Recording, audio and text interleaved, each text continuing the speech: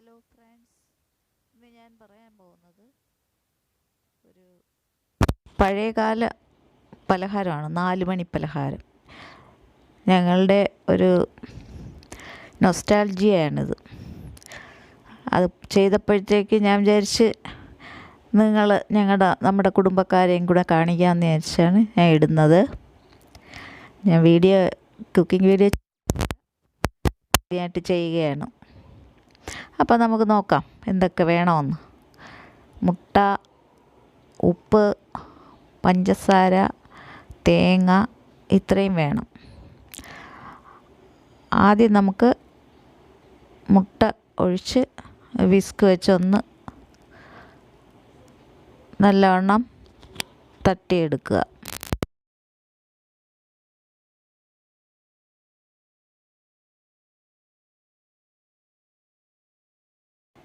ഒത്തിരിയൊന്നും പതപ്പിച്ചെടുക്കണ്ട, ഒന്ന് മിക്സ് ചെയ്തെടുക്കുക. എന്നിട്ട് ശകലം പഞ്ചസാര ഇട്ട് കൊടുക്കുക. എന്നിട്ടൊന്നുകൂടെ മിക്സ് ചെയ്യുക.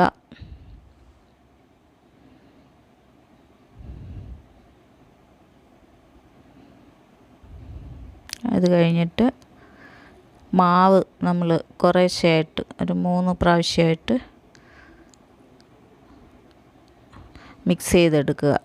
ഒത്തിരി കട്ട പിടിക്കണ്ട, നല്ലവണ്ണം വെള്ളം ഒഴിച്ച് കലക്കിയെടുക്കുക. ഇത് മുട്ട ഇഷ്ടമില്ലാത്തവർക്ക് തേങ്ങാപ്പാൽ ഒഴിച്ച് ഇത് മിക്സ് ചെയ്തെടുക്കുക. കുറച്ച് ഉപ്പിടുക, ഒരു 1/2 ടീസ്പൂൺ ഉപ്പിട്ട് കൊടുക്കുക. അത് കഴിഞ്ഞ് വെള്ളം ഒഴിച്ച് വീണ്ടും നല്ലവണ്ണം മിക്സ് ചെയ്യുക. ദോശയുടെ നിന്നും കുറച്ചുകൂടെ മിക്സ് ചെയ്തെടുക്കണം, ലൂസാക്കി. അപ്പോൾ ഈ കൺസിസ്റ്റൻസിയിലാണ് നമുക്ക് എടുക്കേണ്ടത്. ഇതിങ്ങനെ എടുക്കുമ്പോൾ വേണ്ട, കോരുമ്പോൾ നമ്മളിങ്ങനെ ഒഴിക്കുമ്പോൾ നല്ല ഇതായിട്ട് വരും. അങ്ങനെ എടുക്കുക.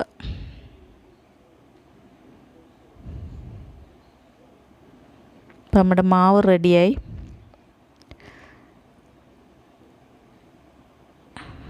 ഇനി നമ്മൾ അതിൽ ശകലം പഞ്ചസാര കൂടെ ഇട്ടു. ഇനി നമ്മളതിലൊരു വാനില ഷുഗർ എന്ന് പറഞ്ഞ ഒരു സാധനം, അത് ഇവിടെ കിട്ടുമെന്ന് അറിഞ്ഞില്ല, അത് ഒരു ശകലം ഇട്ട് കൊടുക്കുക. ഇല്ലാത്തൊരു വാനില എസൻസ് ഒരു ഡ്രോപ്പ് ഒഴിച്ചാൽ മതി. ഇത്തിരി ആയിപ്പോയ ടേസ്റ്റ് മാറും. അപ്പം നമ്മുടെ മാവ് റെഡിയായി. ഇത് വെച്ചിരിക്കാൻ ഇങ്ങനെ കലക്കി വെക്കണ്ട, കുറച്ച് നേരം ഒന്നും, ഉടനെ തന്നെ ചെയ്യാം. ഇനി നമുക്കതിൻ്റെ ഫില്ലിങ് റെഡിയാക്കാം. ശകലം നെയ്യ് ഒഴിച്ചിട്ട് തേങ്ങയും പഞ്ചസാരയും കൂടെ മിക്സ് ചെയ്ത് വെച്ചിട്ടുണ്ട്. അപ്പോൾ അത് ഒന്ന് ഇതിലോട്ടിട്ട് ഒന്ന് ചൂടാക്കിയെടുക്കാം.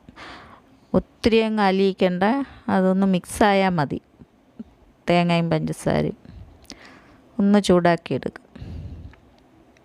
ഇപ്പോൾ ഒത്തിരി പേര് അണ്ടിപ്പരിപ്പ് പിന്നെ ഉണക്കമുന്തിരി എല്ലാം ഇടാറുണ്ട്. നമ്മൾ പിന്നെ പഴയ കാലത്ത് അതുപോലെ തന്നെ ചെയ്യാറുണ്ട്. വേണമെങ്കിൽ ഏലക്ക ഇഷ്ടമാണെങ്കിൽ ഏലക്ക ഒരു ശകലം 2-3 എണ്ണം ഇങ്ങനെ ഇട്ട് കൊടുക്കാം. തേങ്ങ ഇങ്ങനെ ചൂടാക്കുമ്പോൾ കൂടെ.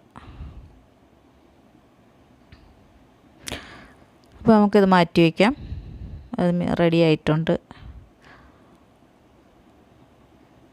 ഇനി നമുക്ക് തവ വെച്ച് അത് ചൂടായിട്ട് മാവ് ഒഴിച്ചു കൊടുക്കാം. മാവ് ദോശയ്ക്ക് ഒഴിക്കും പോലെ തന്നെ, പിന്നെ ദോശയ്ക്കാകുമ്പോൾ നമ്മൾ ആ സ്പൂൺ വെച്ച് ഇങ്ങനെ കറക്കും. ഇതങ്ങനെയല്ല, ഇത് തവ എടുത്തിട്ട് ഇങ്ങനെ നല്ലവണ്ണം കറക്കിയെടുക്കും.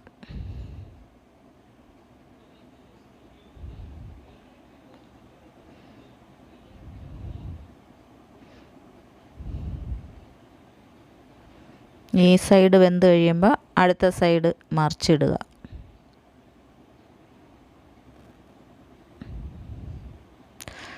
മറിച്ചിട്ടു.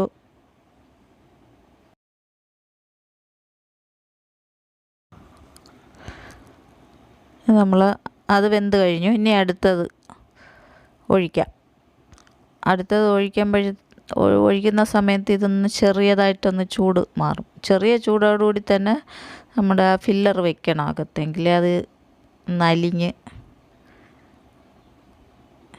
വരുള്ളൂ. ഇതിപ്പോൾ ഒഴിച്ചിട്ട് വേകുന്ന സമയം കൊണ്ട് നമുക്ക് ഫില്ലർ വയ്ക്കാം.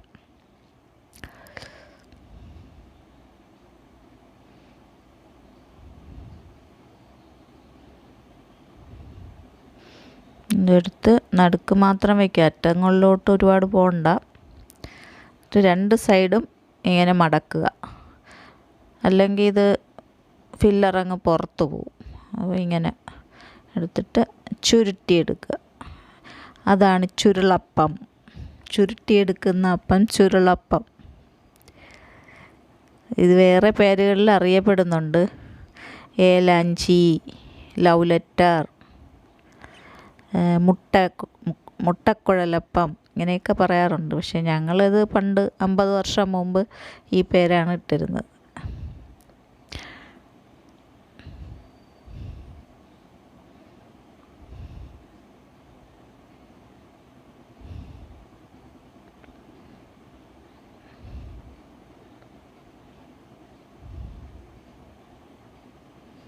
അടുത്തത് രണ്ടാമത്തതും റെഡിയായി വരുന്നുണ്ട്.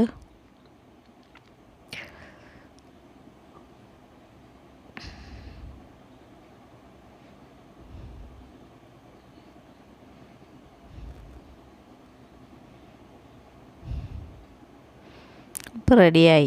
ഇനി അടുത്തതെല്ലാം കൂടെ ചുട്ടിട്ട് ഫോട്ടോ ആയിട്ട് ഇത്രയും കിട്ടി അത്രയും മാവിൽ നിന്ന്.